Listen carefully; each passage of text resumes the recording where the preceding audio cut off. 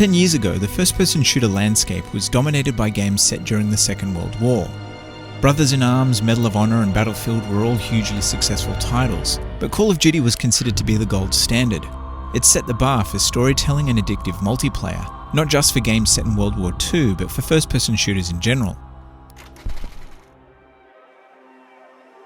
Released in 2008, Call of Duty World at War would be the last game in the series to be set during the Second World War for almost a decade.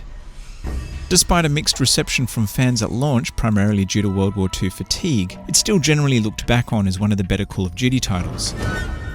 Compared to the more recent games, it represents a simpler time in game development, a time before persistent online experiences filled with DLC and microtransactions.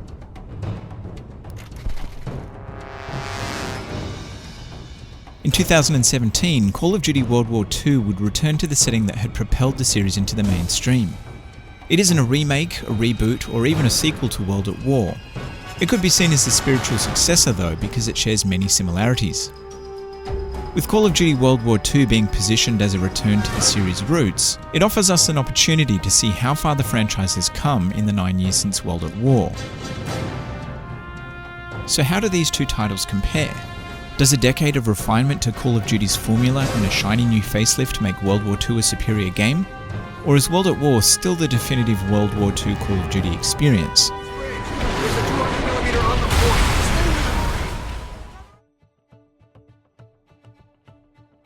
A decade is not a short amount of time when talking about video games. Trends change, people's perception of value shifts, and what was hot at one point in time can be totally irrelevant the next.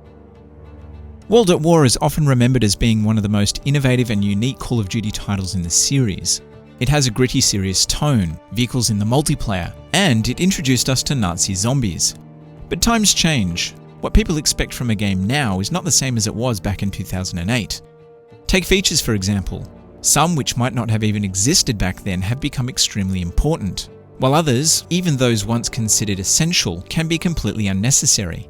And this is evident by the fact that Black Ops 4 doesn't have a campaign. This makes comparing these two games less straightforward than it might seem. The most obvious and also the most objective approach is to look at each game from a purely numerical point of view. In other words, which game offers the most maps, modes, features, and so on. Bigger isn't always better though, and looking at the numbers alone doesn't give much insight into how successful a game is. A good campaign, for instance, isn't measured by its length alone, just as the strength of the multiplayer can't be determined by the number of weapons or score streak options. What makes a game good is largely subjective, but ultimately success is measured by how well it delivers on its promise and how fun it is. With that in mind, I'm going to do my best to break down each game to determine which does a better job at World War II in the context of Call of Duty, and which deserves the title of the definitive World War II Call of Duty experience. Here, my friend. Take my hand. I need you alive. Despite their obvious similarities, it's clear from the moment that you boot each game up that these are very different takes on the Second World War. World at War almost looks like a horror game with its use of creepy imagery and audio. When it comes to setting the tone, it doesn't mess about. Make no mistake, this is a game with dark themes. By contrast, Call of Duty World War II, which I'm just going to shorten to World War II now for my own sanity, is more concerned with showing how pretty the game looks. From its bright, colourful environments to some slick slow-mo action sequences. Sure, it shows death and destruction, but it's not particularly concerned with showing how ugly the war was. World at War and World War II were of course designed in different times for different platforms and arguably for different audiences, but they do share a common objective from a business standpoint. Both titles were safe bets in uncertain times. World at War was the successor to the seminal Modern Warfare, which was a huge success. And while World at War wasn't the phenomenon that its predecessor was, it was still received positively by critics, and most importantly for publisher Activision, it sold well. Based on sales from the previous games, Activision would have known roughly how well World at War was going to perform prior to the game's launch. Had the gamble on switching to a modern setting with Modern Warfare failed, World at War would have kept the series on track. Of course, Modern Warfare didn't fail. It would go on to be the best-selling video game of 2007. But prior to that, the Second World War had been Call of Duty's bread and butter. Moving to a present-day setting was seen as risky, and it was something that Activision had been resisting for a couple of years. World at War was a safe bet, or to put it another way, it was an insurance policy. World War II served a similar purpose. It's unknown how early Activision knew that Infinite Warfare wasn't going to be a hit. They did make it clear though during an earnings call in early 2017 that it hadn't performed like they'd hoped. World War II was positioned as a return to form, and it was used to mitigate the growing backlash towards the futuristic settings and advanced movement of recent titles. Returning the series to its roots and giving the fanbase a traditional boots-on-the-ground experience must have seemed like a slam dunk, particularly because of the success that Battlefield 1 had enjoyed a year earlier. World War II wasn't a revolution, nor was it ever intended to be. It introduced some new ideas, but the pillars of its design are more or less the same as World at War's. World War II did answer a question that many in the Call of Duty community had been asking though. What would a modern take on the Second World War look like? And could an old-school boots-on-the-ground Call of Duty, set in one of the most explored conflicts, really be enhanced with better graphics? Molotov's ready.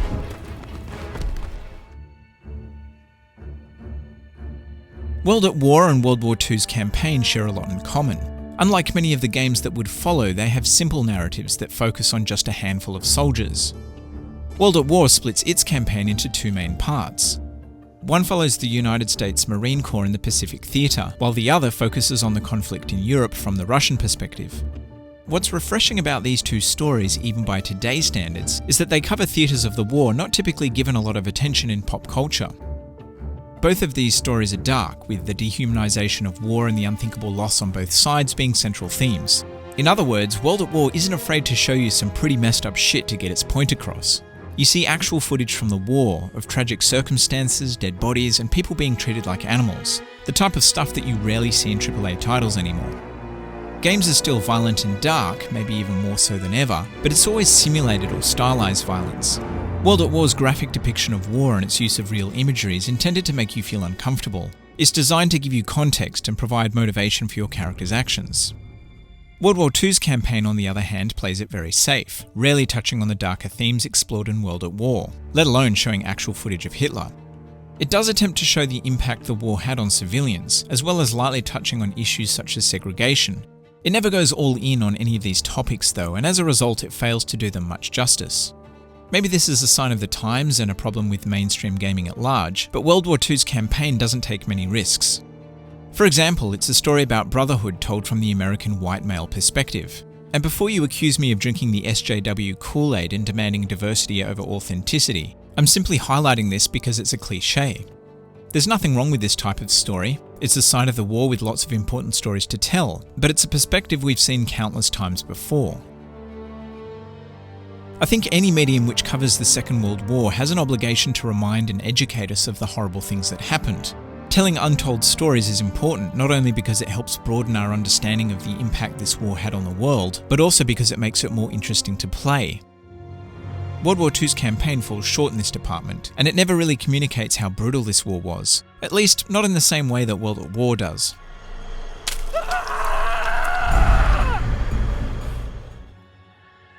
The performances in both campaigns is of a high standard, even if the writing isn't always of the same calibre.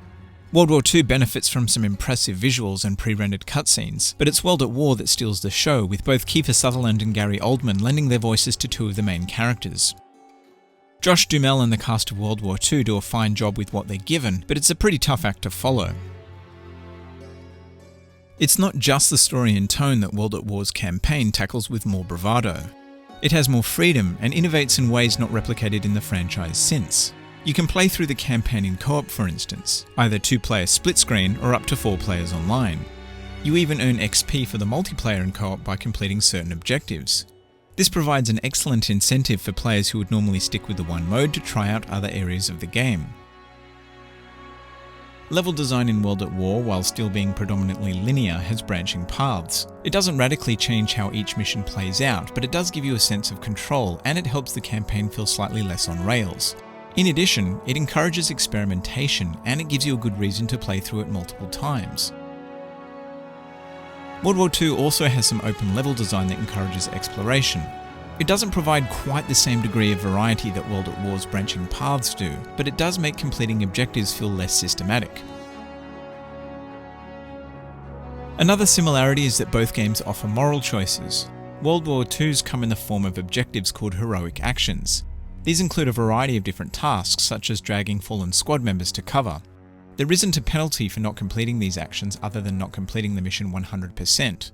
Seeing as it can be hard to hear your squad's cries for help in the thick of battle, it's pretty easy to miss these moments entirely.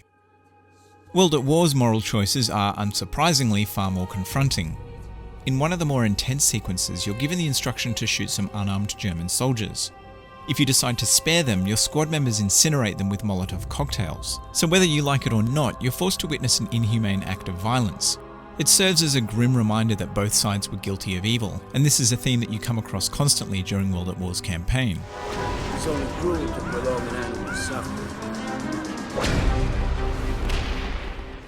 World War II's campaign isn't one of the more memorable, but when it comes to the presentation it knocks it out of the park. Facial expressions, animations and audio design are just some of the more obvious examples of how far the technology has come since World at War, and it's hard to argue that World War II isn't easily the better looking game from a technical point of view. It's a shame that the story doesn't have the same impact, and that a lot of it feels contrived. I understand that Sledgehammer wanted to create a product that appealed to a wide audience, but it's hard to ignore what seems like diversity for diversity's sake when so much of the writing is full of cliches. This is for my son.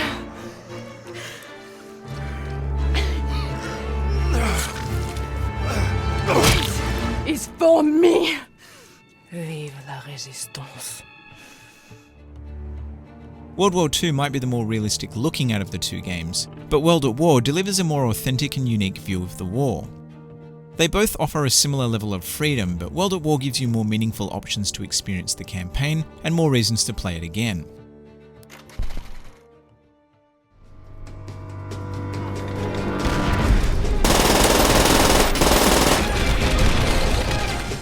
Multiplayer has been included in every mainline Call of Duty since the first game in 2003, but it wasn't until Modern Warfare that it started to become the central focus. World at War was only the second game to feature the ranking system, perks and kill streaks that the series has become known for. By today's standards, these features feel pretty limited. Having only 3 killstreak options, for example, is a far cry from the myriad of options available in World War II. When it comes to sheer volume of content and things to do, World War II solidly outperforms World at War. World War II has twice as many weapons, and more than 5 times as many scorestreak options. It also has more attachments, more equipment, more modes, customization for both characters and weapons, minigames, and so on. Unfortunately, World War II locks much of its multiplayer customization and loadout content, including stat-based weapons, behind a system that doesn't have linear unlock requirements. This means that players either have to sink an unrealistic amount of time into the game, or gamble with real money in the hope of unlocking everything. At a basic level, the gameplay formula is largely the same between both games. Players face off in a variety of competitive game types. Loadouts can be customized with different perks, weapons and equipment which are unlocked by ranking up. Mobility options are again very similar, with both games allowing you to jump, climb, crouch, run and go prone. World War II has plenty of minor additions such as the ability to dive, but none that radically change how the game is played. One major difference is that on certain maps, World at War features playable tanks. These operate in a similar way to player-controlled score streaks, although they last indefinitely if they aren't destroyed. This adds an additional element of risk and provides another layer of depth to the gameplay. It also means that World at War has lots of large maps with long sightlines, which is in contrast to the generally compact map design of World War II. Tanks certainly aren't perfectly balanced, but they do make World at War's multiplayer feel more chaotic and true to reality, as tanks played a large role in combat during the war.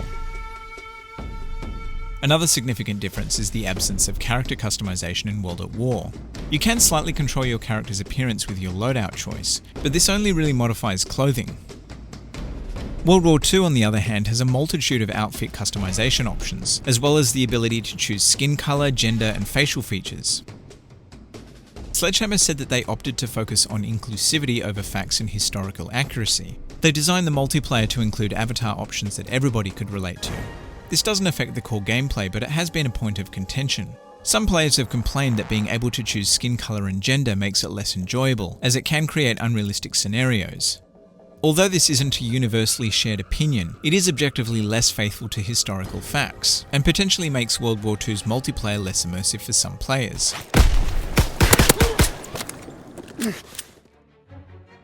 Both games have a variety of different multiplayer game types, but World War II's War Mode is definitely the most narrative driven. Despite the lack of historical accuracy elsewhere, War provides the most realistic style of gameplay out of the two titles. While magically building barriers may not be the most believable of actions, the focus on objectives and team play makes the combat in this mode more plausible than anything that World at War offers. An area that has definitely benefited from the advancements in technology is the overall online experience in regards to connection. World at War and Treyarch's other earlier titles were well known for having connection issues and poor hit detection. World War II certainly isn't perfect, but it does deliver a more consistent experience. It's difficult to compare the performance and overall experience quality of these two titles now because World at War's player base is almost non-existent. Ultimately, the one that offers the superior online experience is a moot point. World War II is arguably the more balanced and it caters to a wider audience, but World at War as an experience is the more authentic. Weapons ready!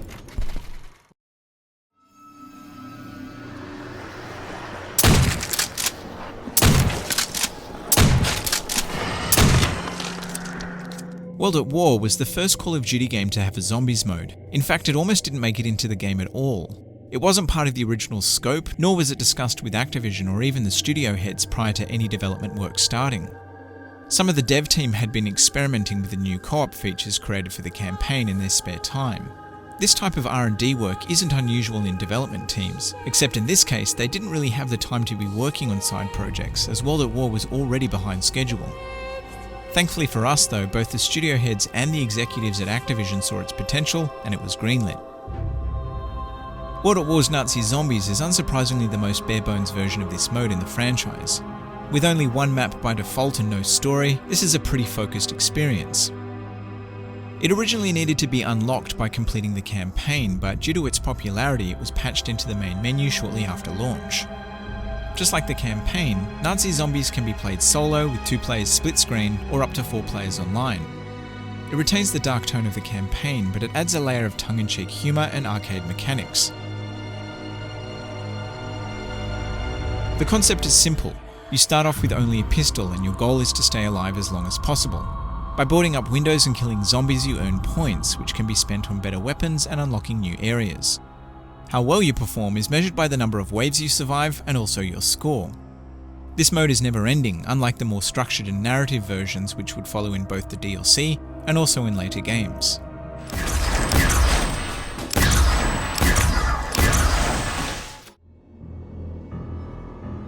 World War II's Nazi Zombies might just be the best example of how far Call of Duty has come since World at War.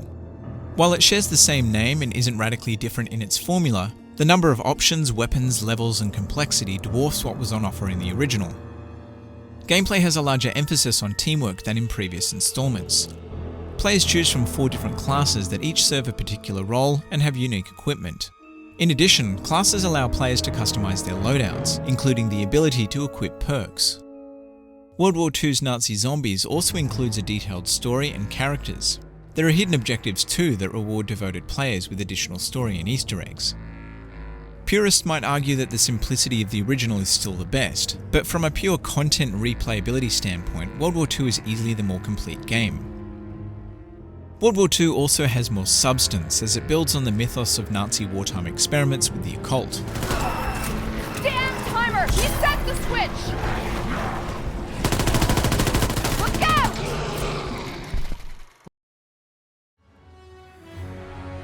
It's hard to deny that World War II is the superior game technically. It looks and sounds better, the controls are tighter and more responsive, and the online experience from a connection and hit detection point of view is far superior than what World at War offers. For this reason, a good argument could be made for World War II having the better gameplay. When jumping between the two games, it's hard not to notice just how much more fluid World at War feels. The multiplayer benefits greatly from all the technical advancements, and provides a fast-paced, visceral experience unlike anything in World at War. Where World at War is still the better game though, is in its honest depiction of war. World War II is so concerned with appealing to everybody that it ends up feeling unoriginal and bland. It relies heavily on the presentation alone to sell the experience, and as a result is never as thought-provoking as World at War. World War II is the clear winner when it comes to performance, fidelity and the amount of content, but if an honest representation of the Second World War is the yardstick by which to compare these two titles, then World at War in my opinion still stands as the definitive World War II Call of Duty experience.